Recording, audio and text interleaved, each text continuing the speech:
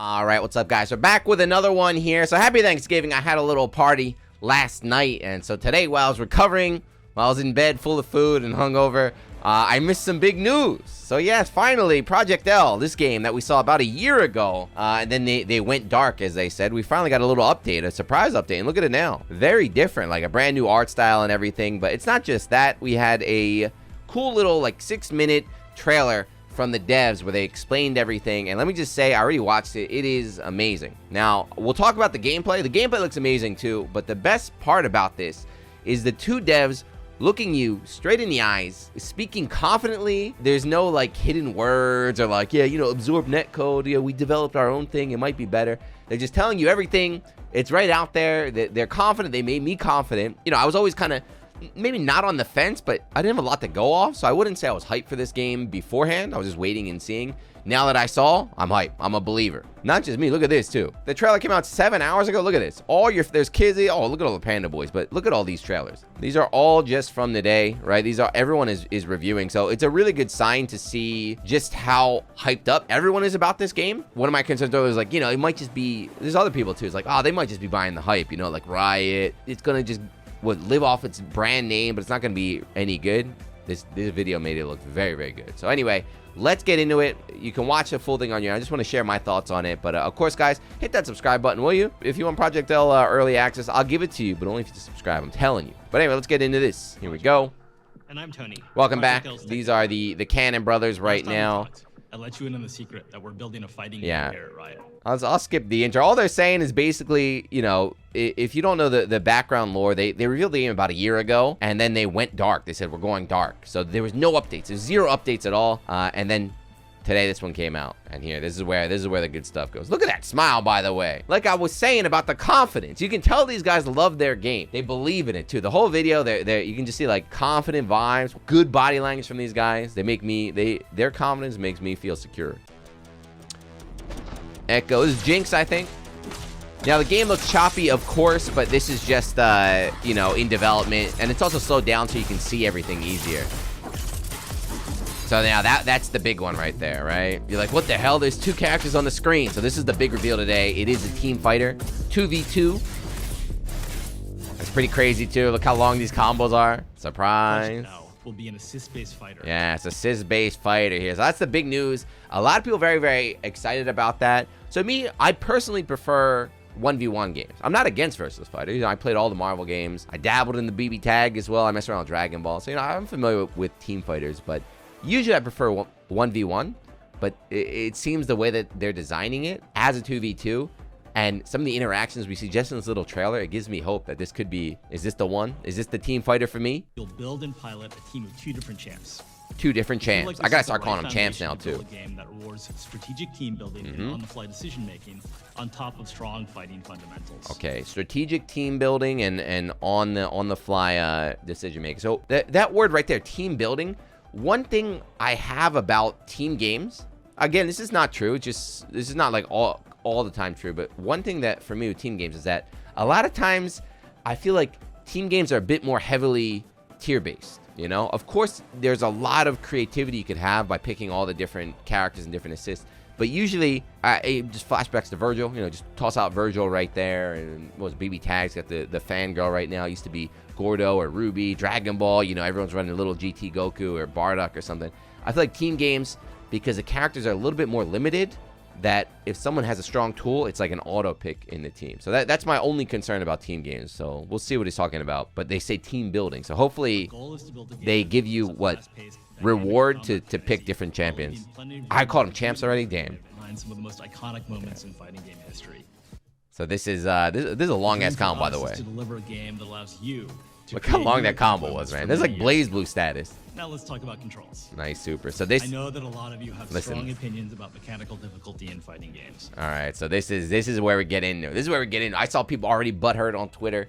So there's easy inputs. So there's easy inputs. We don't know about the controls of everything, but the special moves here, you see like S1, A1. So there is like a 1-button special, similar to Grand Blue had that as well. But the thing is, Blaze Blue has it as well. You know, people always think like, oh, you know, simple 1-button specials. That's the Blaze Blue drive mechanic was like that too, even though it had regular specials. But I have no problem with that. So yes, we are making it easier to jump in with a new character and learn their basic kit. Good. I'm sick of people treating like, what's the word, accessibility or like easy to pick up or simple as like, oh, that's automatic. It's like a boogeyman phrase, like, oh, that word, no, don't make my game simple. It got to be really hard. It's like, dude, you suck anyway. Getting rid of that entry barrier and then focusing on like the 1v1, the mind games, the tech, that's what fighting games should be about. The old days, man, I'd have to do training mode for like a week, 2 weeks just to be able to fight somebody at low level and then get wrecked anyway. I just want to pick up and get in. So yes, I agree with that. I 100% stand by making games easier to pick up. And again, they know these guys, like I said, the Cannon brothers, and the devs themselves are just like, they're longtime FGC members, so they don't want to keep the ceiling low. It's like ceiling's gonna be high, but easy to pick up. Now that looked mad cheap right here. In all fighting games, if you have a move like this, it's called a restand, your character's cheap. So Darius is cheap, it's confirmed. You see how he's airborne? Now he's standing. That's called a restand. So from here he can go for like a grab, high, low, or something. But we're gonna have to nerf him. We got to nerf Darius already. Is his name Darius? I don't even know. This isn't about building a game where new players have a chance to beat the pros. Shade. Maybe if you're a League of Legends fan, you might not know that, but that's some direct shade. That's a direct call out to Street Fighter V, right? That was one of the, who was it? Combo Fiend said it. It was like, yeah, you know, Street Fighter V. New players could beat the pros. So everyone got really pissed off at that. And then remember, Lupe beat Daigo too. Everyone's like, what the hell? We don't want that, you know? New players should be able to pick up and get involved and stuff, but you don't design a game with that as the goal, right? Let the new player work and eventually get good, and leave it up to them, not you as a dev, to be able to do that. Unlocking the fun at all skill levels. That's also important. A fighting game that's fun at all levels. The best one for me is Tekken, I think, is like that. To deliver on the iconic moves that League champions are known for. And this is really easy too, right? It's really easy for the devs. I mentioned that with the Dungeon Fighter video, right? In Dungeon Fighter, they have like 70 classes to pick from. The League guys too, they can just pick any champion from there. They have the moves all ready to go, so they can just focus on, you know, what's it called, transferring it over. I mean, they got these guys, they hit the jackpot, man. They got the perfect IP to make the perfect fighting game. This is Echo, so this is the guy they're gonna show mainly in the trailer here. Echo is a punk genius. Right. Punk genius. It's like me. Can rewind his own mistakes and stay one step ahead of his opponent. So this is godlike. Also, when they announced this game, my first impression was that it was going to be easy. I thought this game was going to be like Grand Blue versus of League of Legends. Like, it's going to be very, very simple. It's going to be made for the League players that have never played a fighting game before. So the in-game mechanics can be very, very, what is it? Kind of restricted.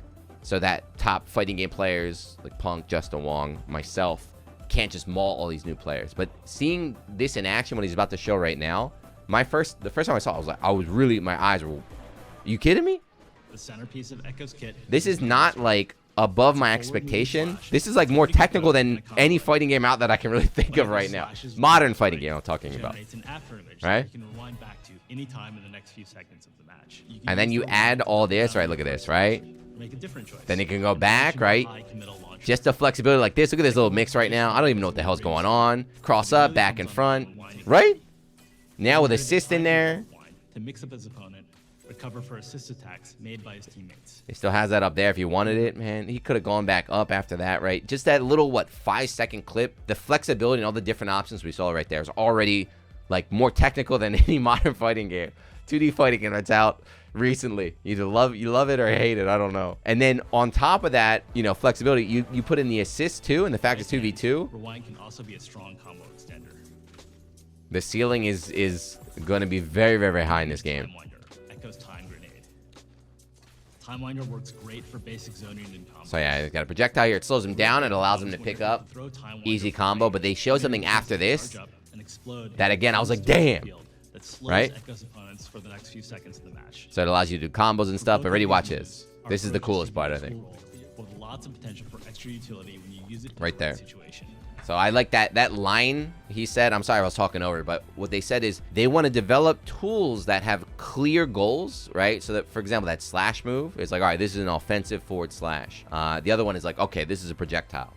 So they have clear set definitions, but each move also has flexibility. so you can use it in a variety of different situations. So he shows it by doing this, right? So they didn't mention it before, but you can hit that grenade, right? You can teleport back, hit the grenade to make it go forward faster. A very, very tricky mobility. This game is going to be kind of tight, I think. Gameplay is obviously super important. It is. High quality netcode is essential for any great fighting. Here we go. Here we go. This is always the time when we're watching a Japanese developer and they're presenting their game. This is always a time where it goes like, oh. They're like, oh, by the way, we developed our own netcode in-house. They call it bubblegum netcode or something. It's like, what the hell is that? But no, these are the Cannon brothers. So we already knew that the netcode was going to be good. Believe it or not, I know you guys love Sajam. I love Sajam. I'm Sajam sub.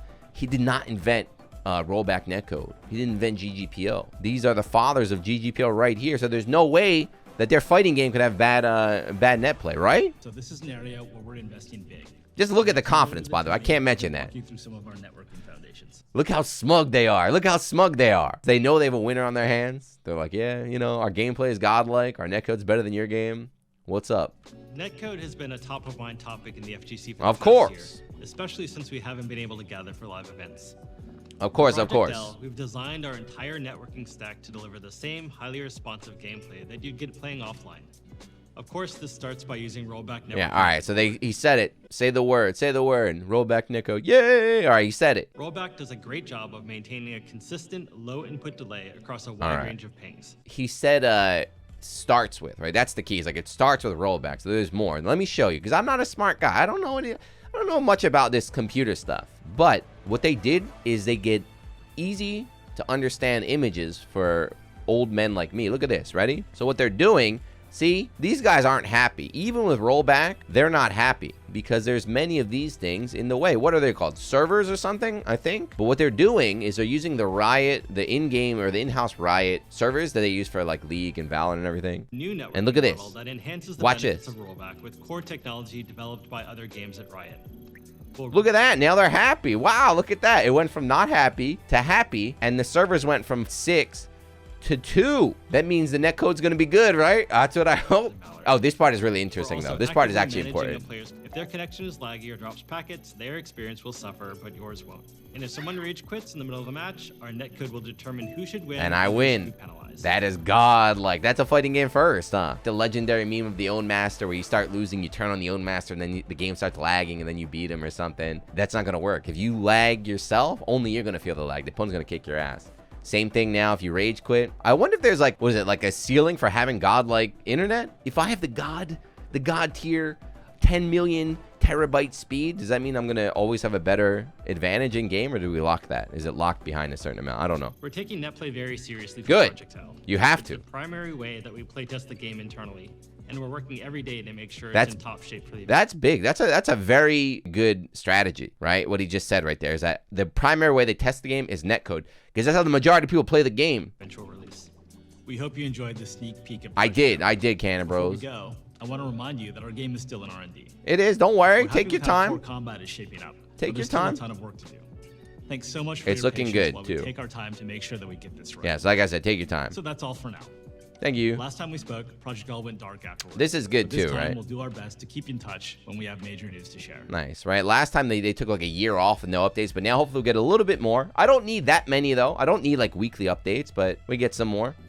Thanks a lot. Thank you. Now that was a very, very, very pleasant surprise for me. So as I mentioned before, you know, I wasn't really excited for this game because there wasn't really a lot to see, and I'm not like a huge League of Legends like universe fan. So I was like, let me wait till we see some like in-game footage.